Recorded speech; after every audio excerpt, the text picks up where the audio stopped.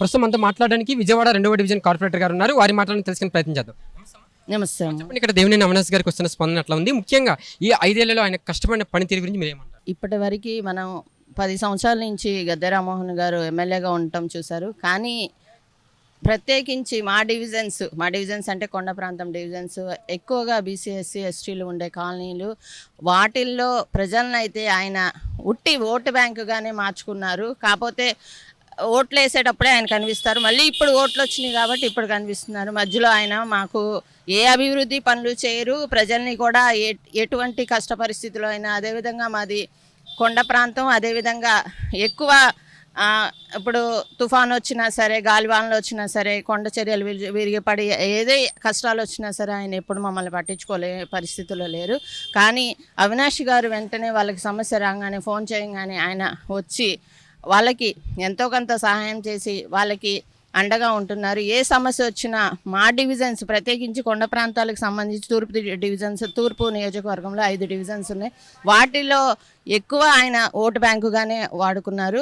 అదేవిధంగా మా డివిజన్స్ అయితే చాలా బాగా వర్క్ చేయడం కూడా జరిగింది. ఇప్పటి వరకు దశాబ్దాల తరబడి వేయని రోడ్లు, కొండ ప్రాంతం చివరికి కూడా మంచినీటి సౌకర్యం అన్నీ కల్పించడం జరిగింది.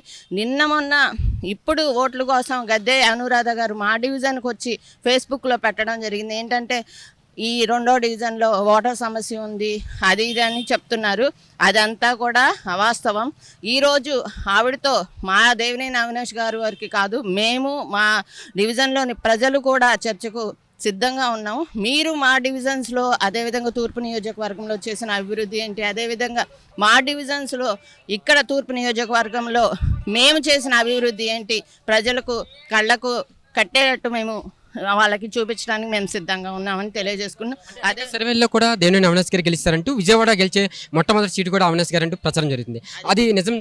అది పక్కాగా నిజం అండి. ఎందుకంటే ఏ విధంగా అయితే మన జగన్మోహన్ రెడ్డి గారు మేనిఫెస్టో తయారు చేసి ఎక్కువ పేద బడుగు బలహీన వర్గాలకి వాళ్ళకి ఎక్కువ మనకి బేసిక్ నీడ్స్ ఏంటండి అవి ఇవ్వటానికి ఏ విధంగా అయితే తయారు చేస్తారో ఆ విధంగానే ఈరోజు మా తూర్పు నియోజకవర్గంలో అవినాష్ గారు కూడా ఎక్కువ పేదవారికి ఎక్కువ అండగా ఉంటూ ఆయన ఎప్పుడు ప్రతి సమస్యకు స్పందిస్తూ ఉన్నారు. ఆయనకి తప్పకుండా ప్రజలు ఎక్కువ మెజార్టీతో ఫస్ట్ సీటు ఆయనదే అని ఈరోజు మేము ఘంటాపదంగా చెప్తున్నాం.